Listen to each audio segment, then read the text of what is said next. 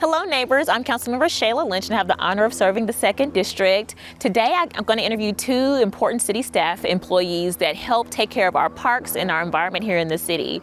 So please stay tuned and learn some great tips about trees and why they're so important to our district.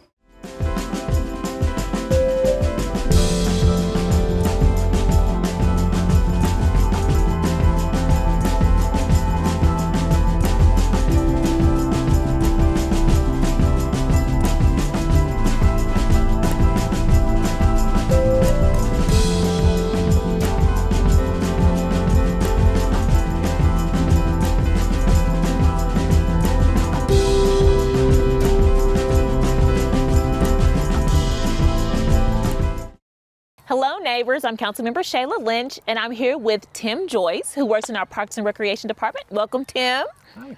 How are you today? I'm doing great. How are you? I'm wonderful. Now tell my neighbors what you do for the city. Sure. I'm a park designer in our Parks Planning and Design office. So what that means is I work on all kinds of projects related specifically to what happens in our parks. So any day of the week I might be working on a park plan for the overall park and what's happening inside of it, the amenities that are going in it or that already exist in it. I might be working on a playground design. I might be working on tree plantings, or I might be working on trail designs. It really ranges from park to park. How long have you been doing this for the city? I've actually only been here since August of 23. But I interned here in the same office when I was in undergrad at the University of Kentucky, and that was about 20 years ago. That's awesome. Awesome. Full circle moment, huh? Yeah, absolutely. So speaking of tree plantings, you helped us with a tree planting here in Mashon Station Park. That's where we are neighbors. We're in Mashon Station Park. Tell us about how you decided the design for the planting of those trees that were put in by the trail. Sure. So backing up, an important thing to mention is that our parks master plan for all of our city parks, it guides what we do in each park, identified, this was back in 2016-17, it identified needs in each park. And generally speaking, many of our residents wanted more trails. So over the last 10 plus years, we have made huge strides in putting in more trails. But with more trails comes a desire for those trails to be comfortable, right? For people to walk on and run on. And what that means ultimately is having a better climate, having more trees so that you can provide shade. Maybe not the whole trail, but at least part of the trail have shade. So here at Masterson Station, we wanted to provide shade in pockets along just a particular section that we could make happen in this one planting. And so here, as you'll see, we did a mixture of species. We planted some closer to the trail, some a little further off, so that over time, the plants, these trees will grow to different, slightly varied sizes and provide both taller shade and lower shade. And it provides a better overall experience than if we just did all of one species, one type, one height. That's wonderful. And I want to thank my Mashon Station neighbors because you all brought it to my attention that we needed more shade on this side of the trail, a certain part of the trail. And you're exactly right. I ran that trail and I was like, oh, it's very sunny. And we do need some trees. So I was excited to partner with Parks and Tim to get some trees planted in that section of the trail in the Mashon Station Park. So thank you, neighbors. I appreciate your help with this project. How does Parks decide and maintain trees throughout the parks in the city? Sure. So generally, when we identify a need for planting, it could range from having lost trees due to a storm event, having lost trees due to disease or insects, or generally maybe we waited until later to plant trees, like when we did a new trail, which is fairly common. We intentionally wait and come back later to put trees in along trails. So when we put those in, we want to make sure that we put in the right species. So we're primarily looking at native species, which is generally a citywide effort, right? It's not just a parks thing. So native species, we want to make sure we're planting the right size species for the particular application. We also want to make sure that all of our, so the parks maintenance staff is aware of what we're doing. So we get their approval, make sure that they are comfortable with the proposal, the planting proposal. And then maintenance-wise, generally we're planting species that thrive long-term in our climate, right? Native species do that. So they have minimal maintenance ultimately. Some of the maintenance that may be required is that first year we make sure they're watered in, we make sure they're mulched. And then as they continue to grow, we may have to have them limbed up a little bit so that the branches aren't too low. We also depend on environmental services to assist at times with some maintenance of tree species, depending on the particular issue at hand. So, for example, we have ash trees around our parks that have been attacked over the last 15 years by the emerald ash borer, and environmental services has the ability to treat those particular species. So we have some parks where the ash trees have been able to be saved by them due to their work and their ability. That's wonderful. A question I got just this week from one of my neighbors is, when we have storm events and trees go down, if a tree in a park falls like over a trail, what should they do? What should my neighbor do if they see that? Sure. The best thing to do is to do a 311 request. Okay. And that will get routed to the appropriate agency to handle that, the appropriate personnel to come out and take care of that. Wonderful. And then my last question is, if there's more of my neighbors that live around parks here in the district want to advocate or get more trees in their park, what should they do? The best advice there is to contact their council member. Contact me. Yeah, absolutely. I think council members, I have found in my short time being back in Lexington and being in this department, are very responsive to their residents, and they want to do what's best for their community.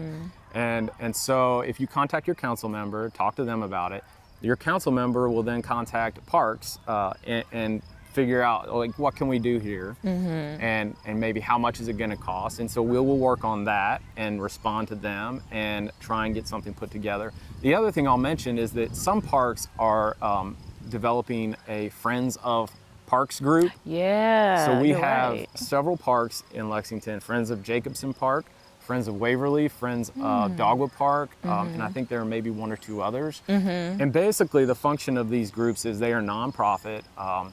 They find opportunities to do projects in their park. It could be a tree planting, it could be a pollinator garden, it could be other native planting habitat work. They find funding for that. They work with our office to get approval of their proposal. So we have to sign off on what they're doing. Okay. And so that's a great way for the local community to kind of take ownership of their park. Even though it's a city park and everybody uses it, they get a little bit more, there's a little bit more interest in maintaining it and really stewarding it through those kind of groups. Wonderful. Thank you so much, Tim. And so neighbors, council members are allotted funding for capital projects in their district. And so that's how we got the trees in Madison Station Park. I used some of my council capital funds to pay for the trees installed. So thank you, Tim, for talking with me today and informing my neighbors about trees in our parks. And thank you for all that you do for the city. Thank you for all you do. Oh, thank you.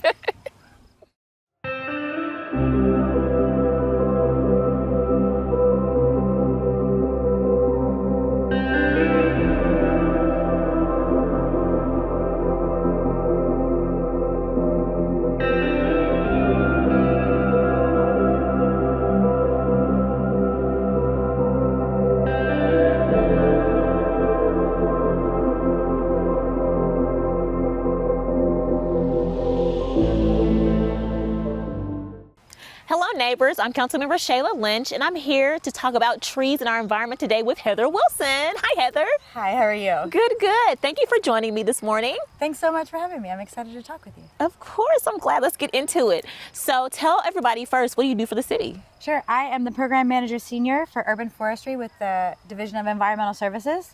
So for the city, I function as the tree expert. When there's questions about where trees go or what trees are having problems or how we best manage trees or how we grow our tree canopy, which I think we'll talk about here in a little bit, I'm the one that generally guides those answers. I also manage our urban forester, and our urban forester is kind of your first stop for when you have questions about those trees in spaces that are in front of your houses. He also works with our development community, making sure that our trees are protected and part of new developments. And then also I manage the group of our arborists within the city that actually manage the pruning, planting, removal, placement of trees throughout Lexington. Wonderful. Lots of jobs. Lots of hats. Yes, lots of hats. So since I've been on council, I've come to learn how important trees are to the environment, and I have kind of taken it on as a banner to promote trees here in the 2nd District because I learned in my first year being on council that we have such a low tree canopy. So can you tell my neighbors what's a tree canopy and why trees are so important? Sure. Tree canopy is, for an individual tree, the amount of leaves that you see on a tree up above ground. So collectively, our tree canopy is the entire forest that we exist within our city, because we are a city amongst trees. And so that canopy is kind of what covers us all. Trees are so important, canopy is so important, because it does so many environmental and human health, or provides so much in environmental and human health benefits for us. It cools our city by 10 to 20 degrees in temperature depending on the time of day and locations of those trees. Personally, like for your own home, it helps to lower your utility bills by providing shade in the summer. Wow. Making it so that you can use less air conditioning because that shade is providing some of that. Mm-hmm. They work to move moisture through our systems, and so they pull water out of the ground and put it back up into our atmosphere, kind of making this like air conditioner for our city as well. They help mitigate storm responses, so they absorb again that water when we have those rain events, so that it's not winding up in your basements and in our storm systems. Personally, for us as humans, they provide, they put out what are called phenols, which help calm our nervous systems. They reduce rates of depression. Just being out and among trees, being able to see trees out your windows calms your nervous system. It reduces rates of ADHD in children. They've been shown to increase rates of test scores in students. Wow. If you can go take a walk in a forest, you're much calmer if you can get away from traffic. Those are just a couple of the things. I could go on and on, but I know we don't have a whole lot of time. But I'm happy to ever have a conversation about all of the things they do. That's wonderful. That's a lot of stuff I didn't know. So the 2nd District has the lowest tree canopy score in the city. So what are some ways my neighbors can get involved in improving our tree canopy score? Sure. So some of the best ways that your neighbors can get involved in increasing tree canopy in your district is to plant trees at your houses, or encourage your local businesses that you frequent to plant trees on their properties as well. There's a couple of reasons why we have low canopy, and not all of them are bad. If you can see behind us in this big, beautiful open field, which is also environmentally important, not all of Lexington was always forested. So part of the challenge is that we have these big open fields, which we also want, and they shouldn't all have trees. And so you're going to have lower tree canopy. And in spaces like this, it's okay. Where it's really important to put more trees is by our houses, for all the environmental benefits and all the human health benefits that trees provide for us. Wonderful. I know last year, during Tree Week, I got a free tree, and it's planted in my backyard because I have 2 trees in my front yard, none in my backyard, so I planted it in my back, and so it's so cute. The leaves are so green. It's so cute. I call her Ruby. Oh, She's really cute. Okay. What are your top 3 tree tips you can tell my neighbors? There's lots of tree tips, but I think the ones that, coming into spring or out of spring and into summer, the biggest things to think about is making sure that you have your trees mulched. Mulch is a big conversation. A lot of people love mulch, a lot of people hate mulch. The biggest reasons for mulch is that it helps to refeed that soil, and that's where your tree is getting its nutrients. And so if it has healthy soil, your tree will be healthy and require less maintenance moving forward. It will have less problems. And so if it has good soil, you will also have to water a little bit less in those times of the year when we have less water. So mulching is the most important. Not only does it do that, but it also protects your tree's roots and the trunks of the trees from mowers. So most of our urban problems with trees come from human-induced damage. And so making sure to not run over the roots with your lawnmower, making sure to not hit the trunks of your tree with your lawnmower or weed eater, which is a big culprit. that's the best way that you can guarantee to have a good, healthy tree into its, expanded life. Pruning is good. It's maybe not like the top tip. Now is not the most ideal time to prune. However, if you need to prune to make sure that tree is not being damaged by a vehicle or hitting your head on it when you're trying to mow, around it, that would be a good one. And then watering. Watering is kind of tricky. It's not rocket science, but you kind of just have to have an understanding of our rain system and when we're getting water, when we're not getting water, because trees can die from drought, but they can also die from drowning. It's a root rot that will happen when we have too much water, especially in young trees. So I'll say, making sure that they get about an inch of water a week during normal time. In the spring, rains count. So we really don't need to be watering right now at all. But come late June through July, August, September, into October sometimes even now, watering once a week when we don't have rain. And if we have long spells of no rain, watering twice a week. What I do is I set my hose around 3 sides of the tree, give it 20 minutes on each side, and then that's good for me because I don't have a rain gauge. But if you want a rain gauge, that's a good way to know if you've had that inch of water. Well, these are great tips. I learned so much. Thank you so much, Heather. And I want to invite my neighbors, come out to Matching Station Park here and see the new trees that have been planted along the trail. And please be tree advocates with me. And if you want some trees, contact me. I'll be happy to direct you to some awesome agencies and partners here in the community that can give you a tree if you want to plant one. Thank you, Heather. Thank you, Shayla.